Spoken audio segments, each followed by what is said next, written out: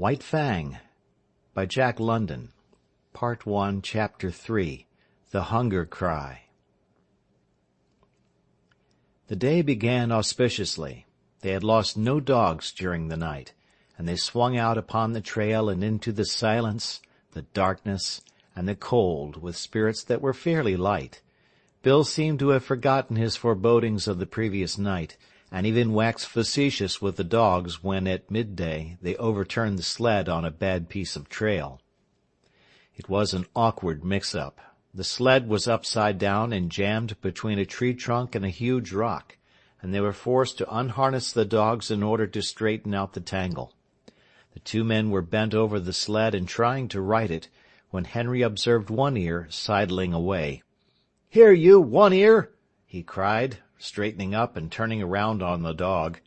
But One Ear broke into a run across the snow, his traces trailing behind him.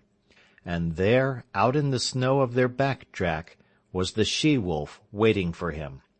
As he neared her, he became suddenly cautious. He slowed down to an alert and mincing walk, and then stopped. He regarded her carefully and dubiously, yet desirefully. She seemed to smile at him, showing her teeth in an ingratiating rather than a menacing way. She moved toward him a few steps, playfully, and then halted. One Ear drew near to her, still alert and cautious, his tail and ears in the air, his head held high. He tried to sniff noses with her, but she retreated playfully and coyly. Every advance on his part was accompanied by a corresponding retreat on her part. Step by step she was luring him away from the security of his human companionship. Once, as though a warning had in vague ways flitted through his intelligence, he turned his head and looked back at the overturned sled, at his teammates, and at the two men who were calling to him. But whatever idea was forming in his mind was dissipated by the she-wolf, who advanced upon him, sniffed noses with him for a fleeting instant, and then resumed her coy retreat before his renewed advances. In the meantime, Bill had bethought himself of the rifle, but it was jammed beneath the overturned sled, and by the time Henry had helped him to right the load, One Ear and the she-wolf were too close together and the distance too great to risk a shot. Too late One Ear learned his mistake. Before they saw the cause, the two men saw him turn and start to run back toward them. Then, approaching at right angles to the trail and cutting off his retreat, they saw a dozen wolves, lean and gray, bounding across the snow. On the instant, the she-wolf's coyness and playfulness disappeared. With a snarl she sprang upon One Ear. He thrust her off with his shoulder, and his retreat cut off and still intent on regaining the sled, he altered his course in an attempt to circle around to it. More wolves were appearing every moment and joining in the chase. The she-wolf was one leap behind One Ear and holding her own. "Where are you going?" Henry suddenly demanded, laying his hand on his partner's arm. Bill shook it off. "I won't stand it," he said. "They ain't a-goin' to get any more of our dogs if I can help it."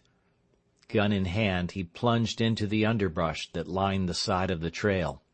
His intention was apparent enough. Taking the sled as the center of the circle that One Ear was making, Bill planned to tap that circle at a point in advance of the pursuit. With his rifle, in the broad daylight, it might be possible for him to awe the wolves and save the dog.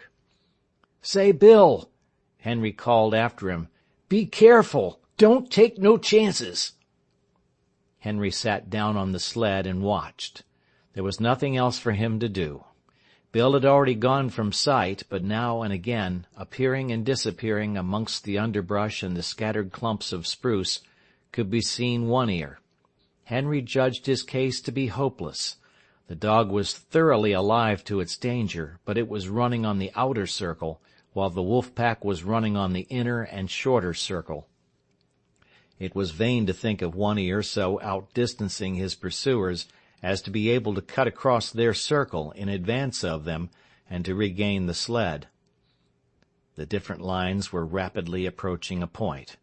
Somewhere out there in the snow, screened from his sight by trees and thickets, Henry knew that the wolf pack, One Ear and Bill, were coming together. All too quickly, far more quickly than he had expected, it happened. He heard a shot, then two shots in rapid succession, and he knew that Bill's ammunition was gone. Then he heard a great outcry of snarls and yelps. He recognized One Ear's yell of pain and terror, and he heard a wolf cry that bespoke a stricken animal. And that was all. The snarls ceased. The yelping died away. Silence settled down again over the lonely land. He sat for a long while upon the sled. There was no need for him to go and see what had happened.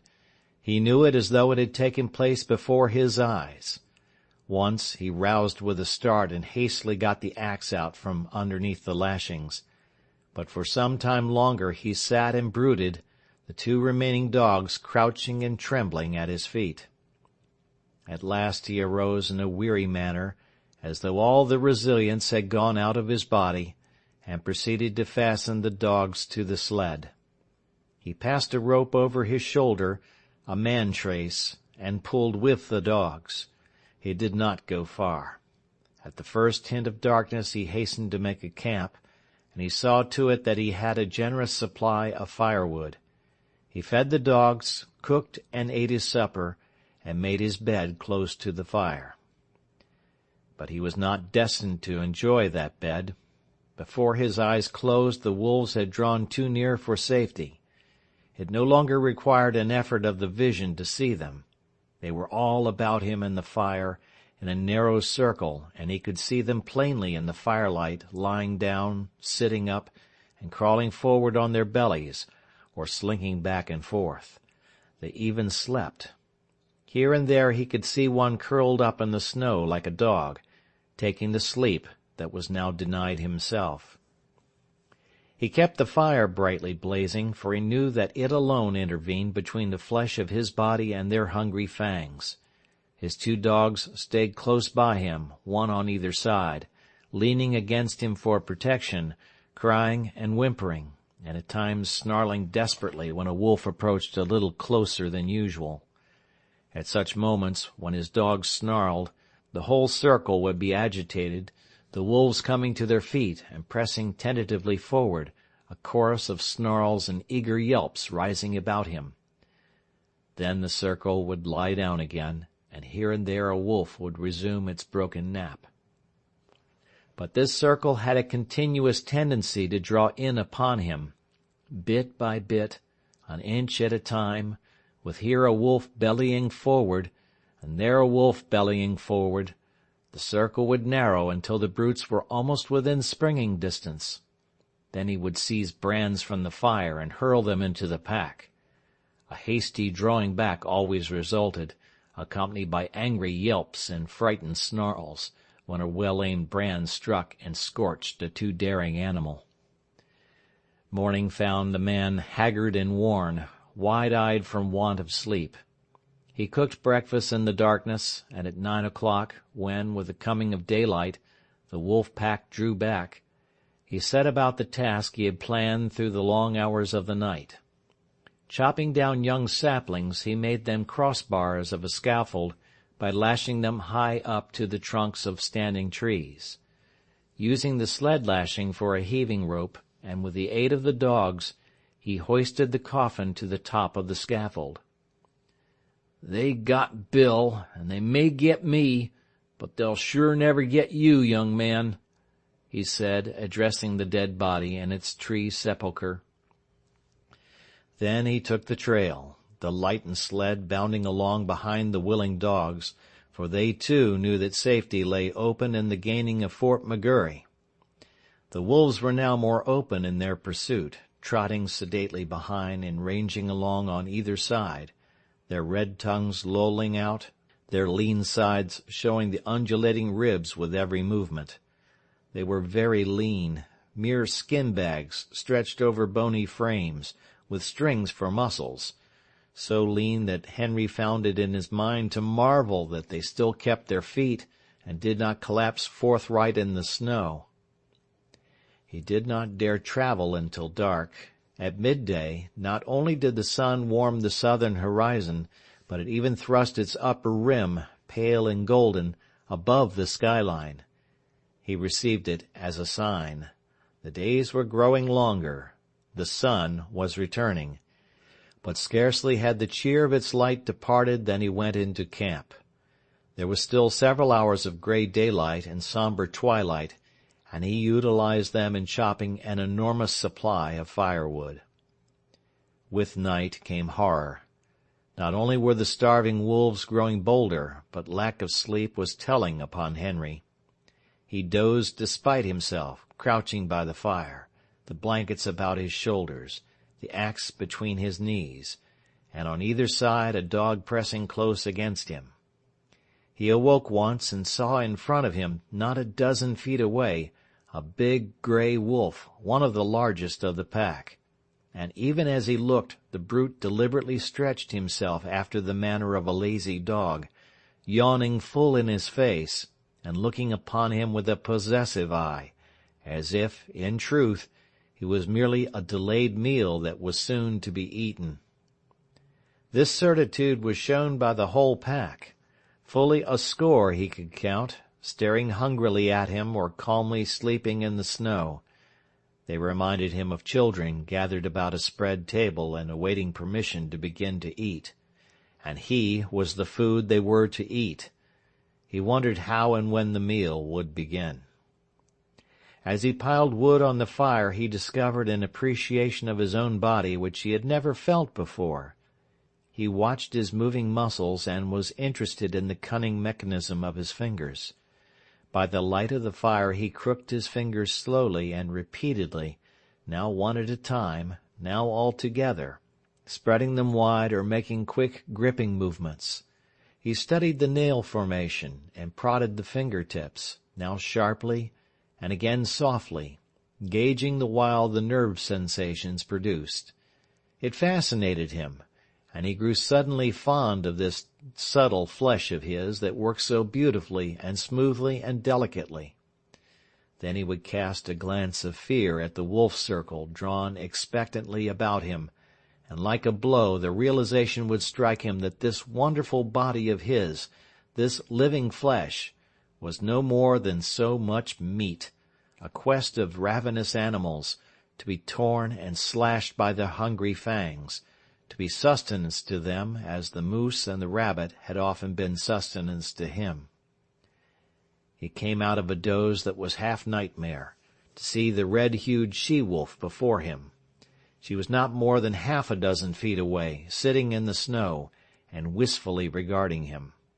The two dogs were whimpering and snarling at his feet, but she took no notice of them. She was looking at the man, and for some time he returned her look. There was nothing threatening about her. She looked at him merely with a great wistfulness, but he knew it to be the wistfulness of an equally great hunger. He was the food, and the sight of him excited in her the gustatory sensations.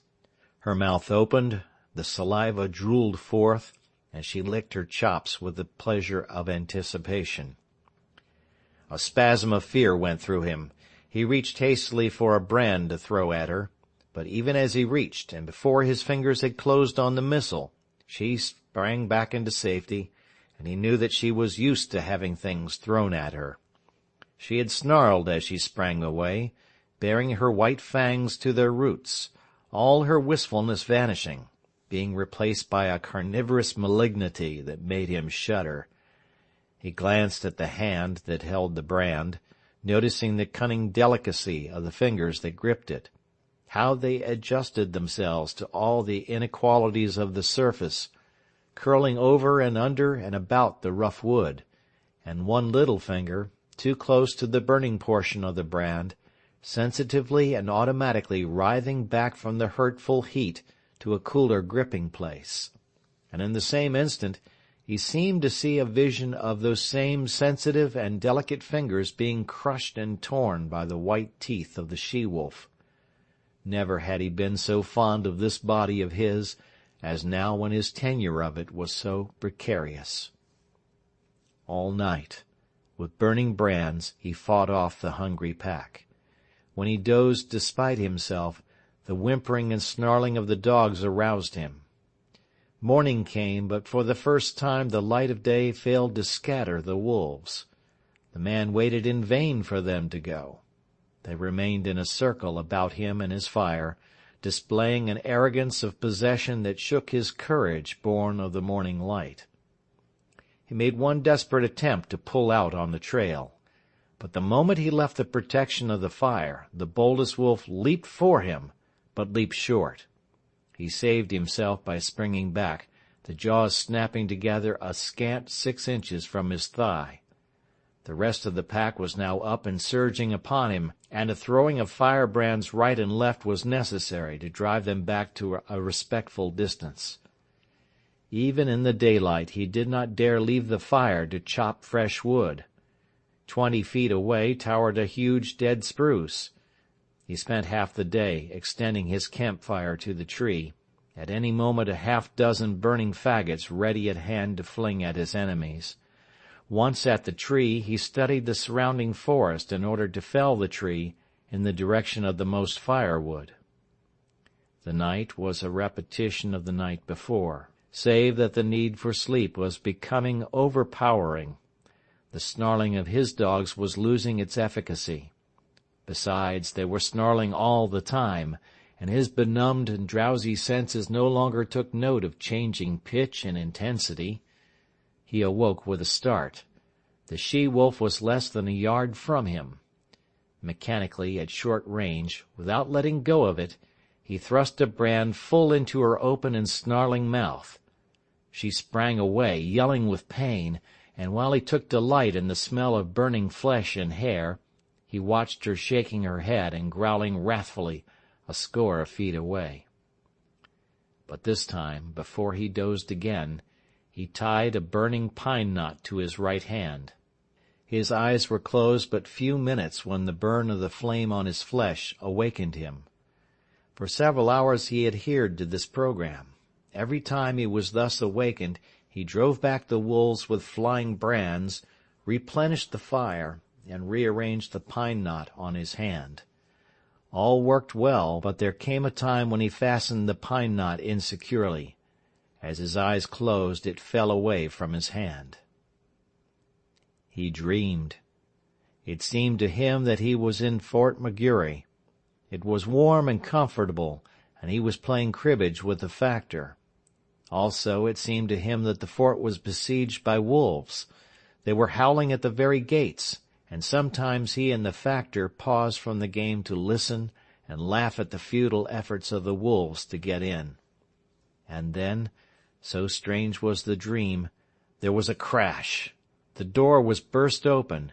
He could see the wolves flooding into the big living room of the fort. They were leaping straight for him and the factor. With the bursting open of the door, the noise of their howling had increased tremendously. This howling now bothered him. His dream was merging into something else, he knew not what, but through it all, following him, persisted the howling. And then he awoke to find the howling real. There was a great snarling and yelping. The wolves were rushing him.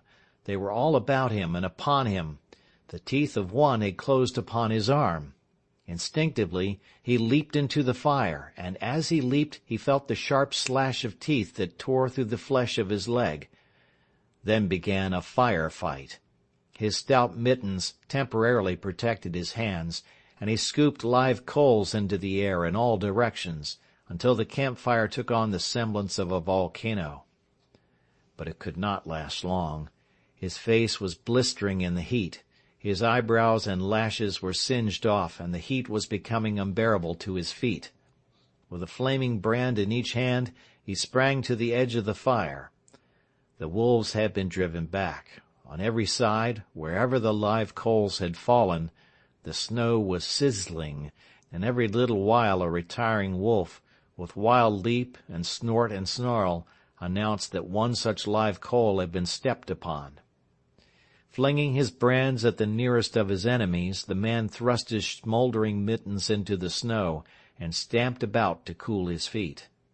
His 2 dogs were missing, and he well knew that they had served as a course in the protracted meal which had begun days before with Fatty, the last course of which would likely be himself in the days to follow.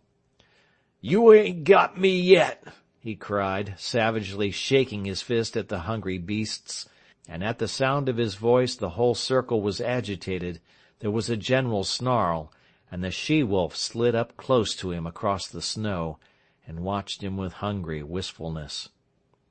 He set to work to carry out a new idea that had come to him. He extended the fire into a large circle. Inside this circle he crouched, his sleeping outfit under him as a protection against the melting snow. When he had thus disappeared within his shelter of flame, the whole pack came curiously to the rim of the fire to see what had become of him.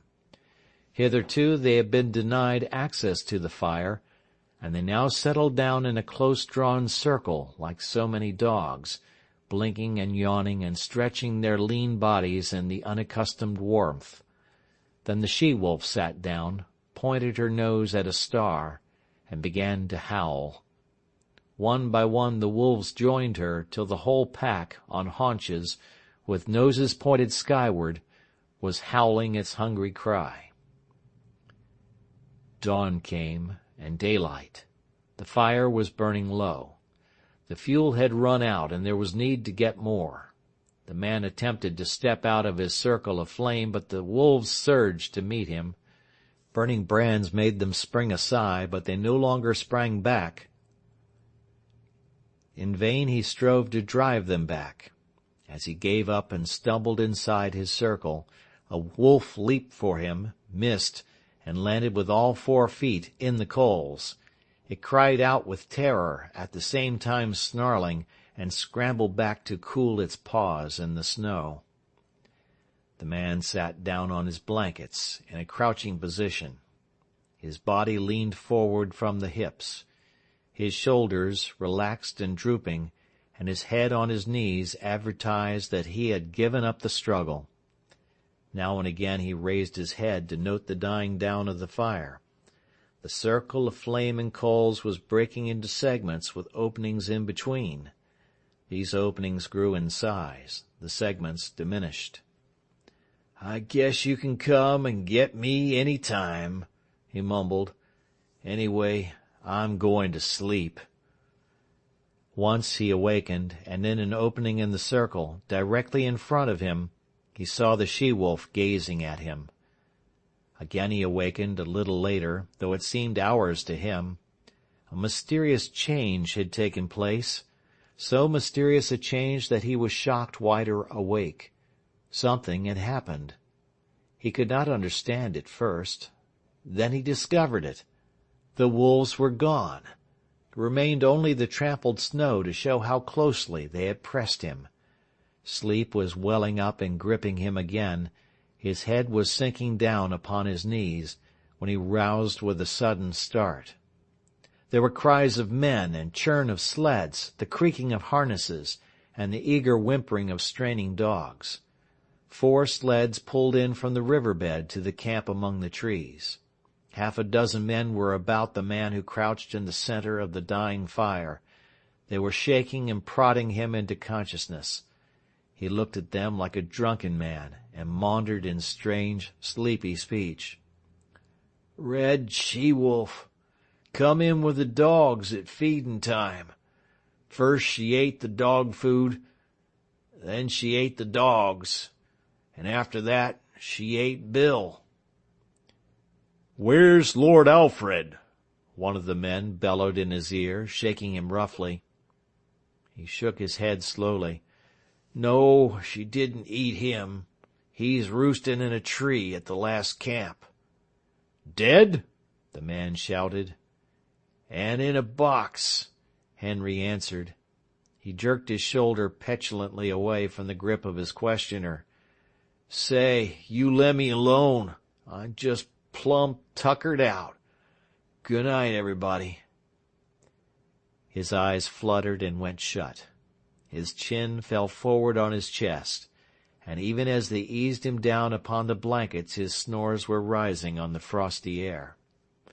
But there was another sound, Far and faint it was, in the remote distance, the cry of the hungry wolf pack as it took the trail of other meat than the man it had just missed. End of chapter 3.